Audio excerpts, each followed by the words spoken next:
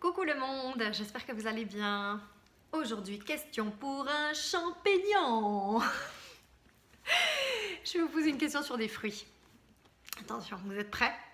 J'aimerais savoir entre les différents fruits que je vais vous montrer, lequel vous mangeriez. Alors, une pomme.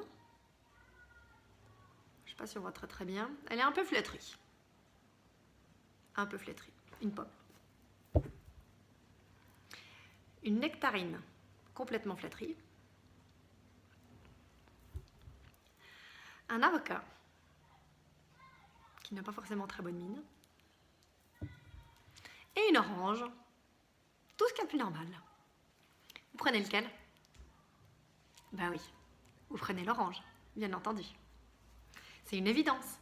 Quand on voit des fruits, en dehors du fait qu'on a peut-être des préférences, quand on voit des fruits, on va prendre celui qui a la plus belle allure, qui a l'air le plus mangeable, le plus frais.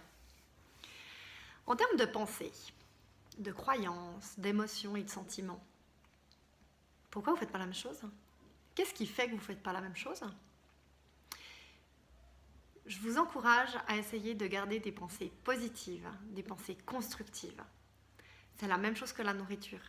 La nourriture, si vous vous nourrissez bien, votre corps ira bien. Si vous mangez des choses qui sont avariées, périmées, moisies, votre corps il va vous le faire entendre que ça ne lui convient pas. C'est la même chose avec votre esprit et ce qui se passe dans votre cœur. Si vous le nourrissez avec des jolies choses, des choses positives, des choses qui vous nourrissent, qui vous épanouissent, qui vous font grandir, votre corps il va vous le dire aussi, il va vous remercier. Alors que si vous ressassez des vieux schémas, que vous restez bloqué dans des croyances limitantes, que vous avez toujours des émotions, des sentiments dits négatifs qui vous tirent vers le bas, et votre corps il va aussi vous le faire savoir.